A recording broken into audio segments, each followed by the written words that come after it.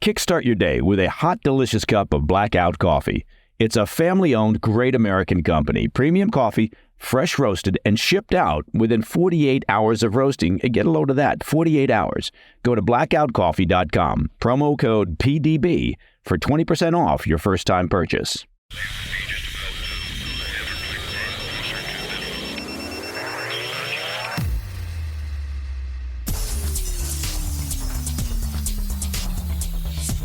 It's Thursday, 13 June. Welcome to the PDB Afternoon Bulletin. I'm Mike Baker, your eyes and ears on the world stage. Let's get briefed. First, the U.S. hit Russia with a barrage of new sanctions ahead of the G7 summit in Italy this week, sending Russians scrambling to trade their rubles for U.S. dollars as confusion and panic hit the markets in Moscow. Also, the Biden administration is preparing to sign a 10-year bilateral security agreement with Ukraine at the G7 summit in Italy. We'll look at what that means for the ongoing war in Eastern Europe. But first, our afternoon spotlight. The U.S. unveiled some 300 new sanctions targeting Russia's wartime economy on Wednesday, a move that caused Russia to immediately suspend trading in dollars and euros on the Moscow exchange and sent panicked Russians scrambling to trade in their rubles for American currency. The slate of sanctions are aimed at limiting the amount of money flowing in and out of Russia, with the hope of isolating Russia's financial infrastructure as Putin continues to wage war in Ukraine. The latest sanctions target companies throughout Russia, as well as institutions in China, Turkey, and the UAE that continue to do big business with the Putin regime. Critically, the sanctions also target foreign banks and financial institutions facilitating significant transactions for Russia. A statement from the U.S. Department of Treasury said, quote, Vladimir Putin has approved a series of measures to further attract capital through the Moscow exchange from both Russian and non-Russian persons from, quote, friendly countries, expanding opportunities for both Russians and non-Russians to profit from the Kremlin's war machine, end quote. Treasury Secretary Janet Yellen noted that the Kremlin's pivot to a wartime economy over the past year means that almost any inflow of capital to Russia is likely being used in some way to sustain the Putin regime's aggression in Ukraine.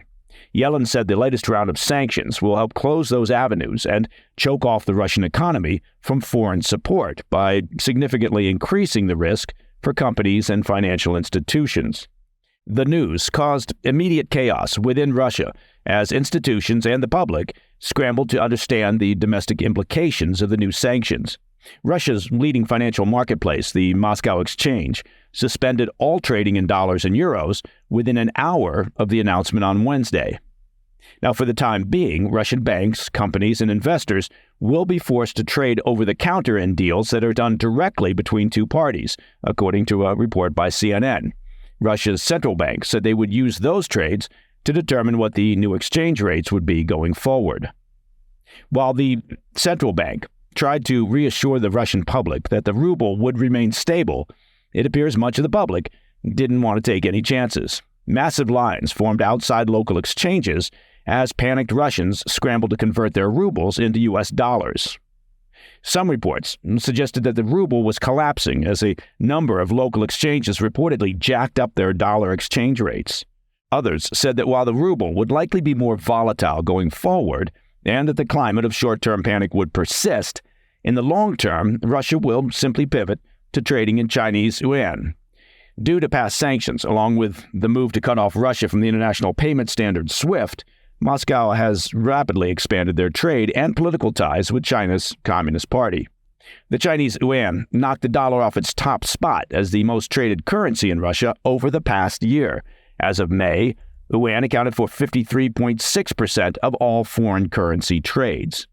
An executive at a non-sanctioned Russian commodities exporter told Reuters, quote, "We don't care. We have yuan." He noted that getting dollars and euros in Russia was already, quote, practically impossible. Daily yuan-ruble trading now tops roughly $90 million, while trading in dollars only amounts to roughly $11 million per day, and the euro only $3 million. Still, with the new sanctions targeting roughly $100 million or so in trade between Russia and their allies amid the ongoing war in Ukraine, the sanctions will definitely have some impact. All right, coming up after the break. The Biden administration is preparing to sign a 10-year bilateral security agreement with Ukraine at the G7 summit in Italy this week. We'll break down the details and what it all means for the ongoing war in Eastern Europe. I'll be right back. Welcome back. I want to turn your attention to what's happening at the G7 summit in Italy, where a 10-year bilateral security pact will be signed by President Biden and Ukrainian President Zelensky. Now, Kyiv has signed bilateral agreements with 15 countries since Russia's invasion of Ukraine, including with France, Germany, and the UK. With that in mind, well, you may be asking yourself what's different about this pact with the U.S. Frankly, not too much. It's similar to other ally pledges, with the U.S. committing to providing Ukraine with military assistance for the next decade, including training, equipment, and intelligence cooperation. But there's a caveat. The pact is not ratified by Congress, which means that it can be undone by any future U.S. president. As part of the pact, the U.S. pledged to hold consultations with Ukraine immediately after any future attack by Russia to determine the next steps, according to those familiar with the agreement's details.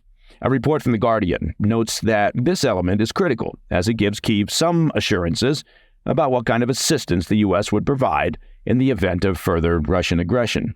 The agreement also reaffirms the Biden administration's pledge that no U.S. troops will fight in the war. And notably, it also does not mandate that the U.S. come to Ukraine's defense if attacked. U.S. National Security Advisor Jake Sullivan said, quote, "By signing this, we'll also be sending Russia a signal of our resolve.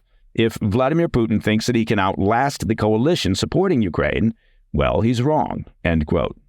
It's worth remembering that Ukraine has yet to gain admittance to NATO, something the Biden administration has indicated will not be possible until Russia's war comes to an end. Until that time, bilateral defense agreements have proven essential to Ukraine's ability to maintain unity with Europe amid Russia's invasion. Despite not being a NATO-style mutual defense pact, the new security deal signifies a long-term commitment by Washington to Ukraine. The Biden administration aims to signal to Russia that America's support for Ukraine is enduring. Now, of course, there's the question of future U.S. administrations. For instance, if Donald Trump were to win the November election, would he undo the agreement? In past statements, Trump expressed skepticism about supporting Ukraine and claimed he could end the Russia-Ukraine war within 24 hours if elected. That would be quite the trick.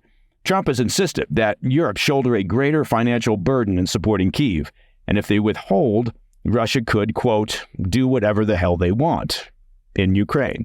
Trump did not oppose the security package that Congress passed earlier this year after months of debate.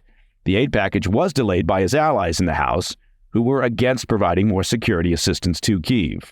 And that, my friends, is the PDB Afternoon Bulletin for Thursday, 13 June. If you have any questions or comments, please reach out to me at pdb@thefirsttv.com.